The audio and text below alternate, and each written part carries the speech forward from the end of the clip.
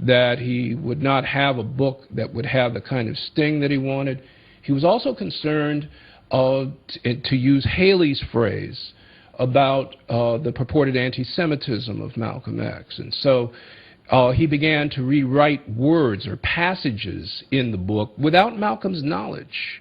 And Haley, in his own, this is prior to emails, Haley had a tendency to write even more frequently and voluminously to his agents and his editors than he did putting pen to paper in his own books. So that one finds in Haley's archives, or the archives of Anne Romaine, who was going to be his biographer until her tragic death in 1995, one finds a copious a series of notes from Haley to his editors and attorneys regarding the construction of the autobiography itself. He wanted to steer the book to accomplish his political goals as well as Malcolm's goals. Now, Professor Marable, you went to the Haley collection. That's right. Can you talk about that experience and how difficult it is really to get original information about Malcolm X, and the Haley example is just one? That's right. One of the striking things about doing research on Malcolm X, and I believe that most Malcolm X researchers could tell you their own stories, is that there's this paradox of the absence of critical information. Malcolm X is a person who has inspired, he's been the muse of several generations of black cultural workers, artists, poets, playwrights. There are literally 1,000 works with the title Malcolm X in them. There are over 350 films and over 320 web-based educational resources with the title Malcolm X, yet the vast majority of them are based on secondary literatures, that is, not on primary source material. In the case of Alex Haley, Haley's material is located at the University of Tennessee at Knoxville primarily, but there are a whole series of elaborate steps that one has to encounter in order to even begin to do research. There's an attorney. You have to, if you want to photocopy material from that archive, you have to get permission from the attorney beforehand. You have to name the exact pages you want to photocopy before you can photocopy them. So that there are a whole series of steps. You can only use a pencil rather than a pen to copy down material, etc. It's a laborious process, and it takes a long time just to do a small amount of research. Fortunately, Anne Romaine, who was appointed by Haley just before his death to be his own biographer. She was a folk singer? That's right, a folk singer and a skillful historian, even though she was not formally trained in the field. She collected her own parallel archive to Haley, and without Anne Romaine's archive, which is also at the University of Tennessee, well, let me put it in a positive light. With that archive, we've gained extensive knowledge about how Haley and Malcolm actually worked and how the book, the autobiography, was constructed. The raw material for Chapter 16, a lot of that material, is actually in Romaine's archives, not in Haley's, which is interesting. That's right.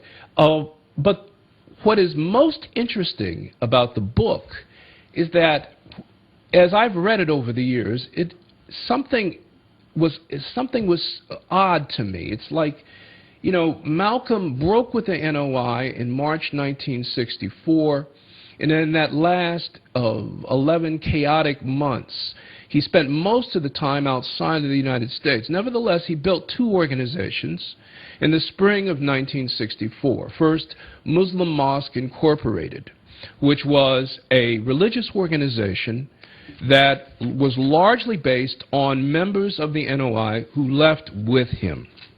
It was spearheaded by James 67X, or James Shabazz, who was his chief of staff. And then secondly was the Organization of Afro-American Unity. This was an organization that was a secular group.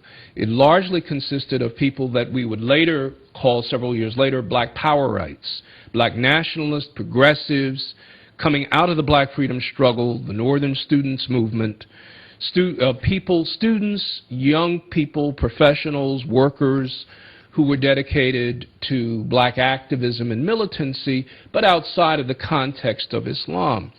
There were tensions between these two organizations, and Malcolm had to negotiate between them, and since he was out of the country a great deal of the time, it was rather difficult for him to do so. It seemed rather odd that there's only a fleeting reference to the OAAU inside of the book that's supposed to be his political testament. And I wondered about this, and it seemed like something was missing. Well, as a matter of fact, there is 3 chapters. And those 3 chapters really represent a kind of political testament that are outlined by Malcolm X. And to make a long story short, they're in a safe of a Detroit attorney by the name of Greg Reed. He purchased these chapters in a sale of the Haley estate in late 1992 for the sum of $100,000. And since that time, no historian, or at least I suppose I'm the exception, very few people have actually had a chance to see the raw material that was going to comprise these 3 chapters, the missing political testament that should have been in the autobiography but isn't. And what is he doing with them? Well, they're sitting in a safe. And I guess the conundrum, and I'm not an attorney or a person who does intellectual property, but my understanding of the situation is that he owns the property, but he doesn't own, he owns the physical texts of these chapters, but Mr. Reed does not own the intellectual property, the content of these chapters, so he can't publish them. Is this the same attorney Reed who is involved with perhaps a lawsuit to do with Rosa Parks? That's right. It's the same one with the trial with the hip-hop group that's based in Atlanta. And Gregory Reed This is Outkast? That's right, with Outkast. In fact, I think even Reed sent something to me asking me to be to give testimony in this trial, which I promptly said thanks but no thanks. It's because Outkast used in their music, they use Rosa Parks' words, her own voice. That's right. And how does the family of Rosa Parks feel about this? Well, I can't really say. I just know what I've seen on the media. I know that they weren't very happy about this. Happy about? About Greg Reed's representation, but... so he's not representing them? Well, again, I can't really characterize what is going on with that lawsuit because I'm not really a party to it. Now, you are the only historian who've seen excerpts of the attorney Reed, the 3 chapters that he has in his safe? I can't say that for certain. One of the few. I could say that very few people have seen it. Reed, after a series of conversations, Reed said he would allow me to see this. This was about 2 years ago. I flew out to Detroit. I asked when could I come over to the office, and he said, no, let's meet at a restaurant, which struck me as rather odd. We met at a restaurant. He came with a briefcase, and he opened the briefcase, and he showed me the manuscripts, and he said, I'll let you take a look at this for about 15 minutes.